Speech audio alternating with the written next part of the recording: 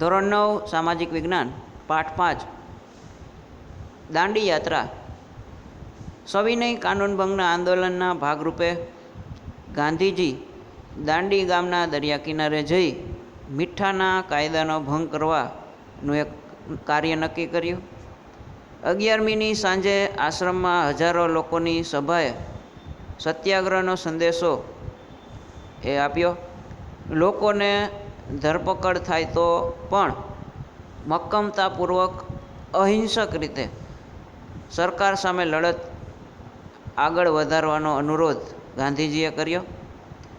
અમદાવાદના સાબરમતી હરિજન આશ્રમ, હવે ગાંધી આશ્રમ છે એટલે એના નામે ઓળખાય, તો હરિજન આશ્રમથી 12મી માર્ચ 1930ના રોજ વૈષ્ણવજન તો તેને રે કહીએ જે પીડ પરાઈ જાણે રે, તો આ ગીત સાથે અને આગળ લોકો ભણે નરસૈયો તેનું દર્શન કરતા કુળ 71 તાર્યા રે, એ પૂરું થતાં આખું મહાપ્રયાણ એટલે કે દાંડી યાત્રા શરૂ થઈ.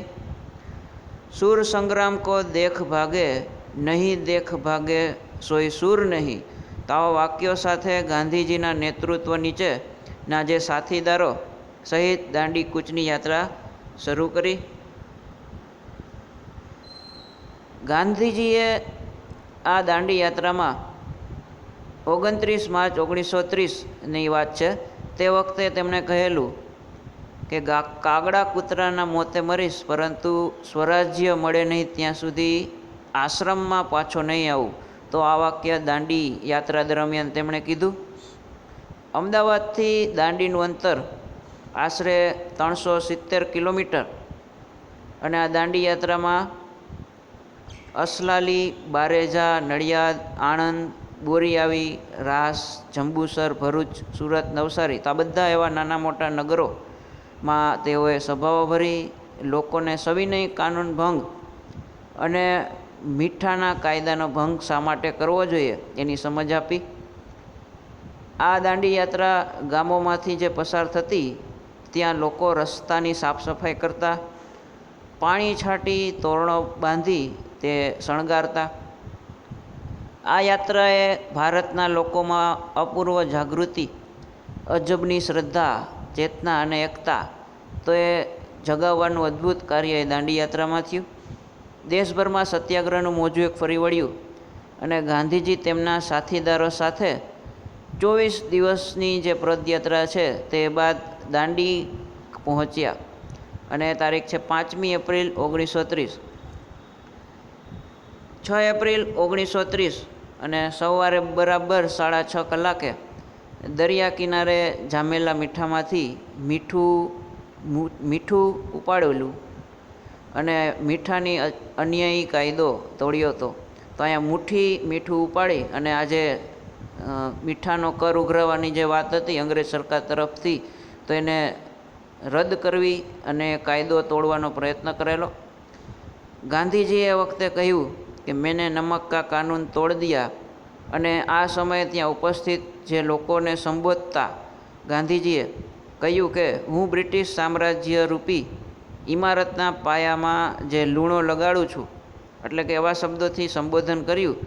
અને એની સાથે જ મહાદેવભાઈ દેસાઈ આ દાંડી કૂચને મહાભિનિષ્ક્રમણ સાથે સરખાવે છે, એટલે કે બહુ મોટું કામ જે દુનિયામાં કોઈ કાયદાને તોડવાનું હોય તો એ મહાભિનિષ્ક્રમણ.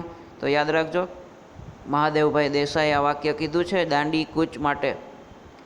દુનિયાભરના પત્રકારો, ફોટોગ્રાફર્સો આ બધા સ્થળોએ જે જગ્યાએ જતા હતા તેની મુલાકાત લઈ અને આંખે દેખ્યો અહેવાલ તે સમાચાર પત્ર કે પુસ્તિકાઓમાં પ્રસિદ્ધ કર્યો. અને 12મી માર્ચ સાબરમતી આશ્રમથી જે શરૂ કરેલી આ જગપ્રસિદ્ધ દાંડી કૂચની ભૌતિક સમાપ્તિ અહીં હતી. પરંતુ બ્રિટિશ સલ્તનતની ઇમારતના પાયામાં લૂણો લગાડવાની શરૂઆત થઈ. આખા દેશમાં સવિનય કાનૂન ભંગની આ ચળવળ શરૂ થઈ. સરકારે દમનનો કોરડો વીંઝ્યો.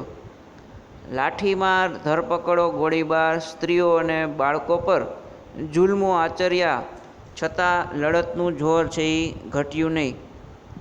દાંડી કૂચ દરમિયાન વિદેશી કાપડનો બહિષ્કાર, દારૂબંધી, હિન્દુ મુસ્લિમ એકતા, અસ્પૃશ્યતા, નિવારણ વગેરે એવા રચનાત્મક કાર્યક્રમો પણ થયા.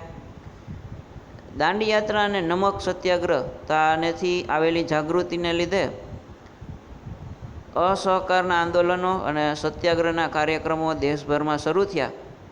આ કાર્યક્રમોમાં સ્વદેશી આંદોલન અને વિદેશી વસ્તુનો બહિષ્કાર, જેમાં દારૂબંધી અને દારૂના જે પીઠા ઉપર પિકેટિંગ એટલે કે એને બંધ કરી દેવું, મહેસૂલી સહિતના કરવેરા ન ભરવા, ના કરનું આંદોલન કરવું, અસ્પૃશ્યતા નિવારણ કાર્યક્રમો.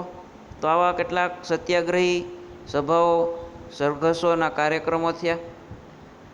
આ જાગૃતિ અથવા આંદોલનને નબળા પાડવા માટે અંગ્રેજ લોકોએ તેમને કચડી નાખવા લાઠીચાર્જ, કારાવાસ સહિતના દમનકારી પગલાં પણ ભરેલા. પણ આની પ્રતિક્રિયા રૂપે આપણે દેશમાં જે railway, police station, post office કે અન્ય સરકારી ઇમારતો ઉપર તોડફોડો કરી હુમલા જેવા હિંસક બનાવો પણ બન્યા આપણા તરફથી. તો આ ઘટનામાં અબ્દુલ ગફાર ખાન, તો આને સરહદના ગાંધીનું નેતૃત્વ મળેલું છે.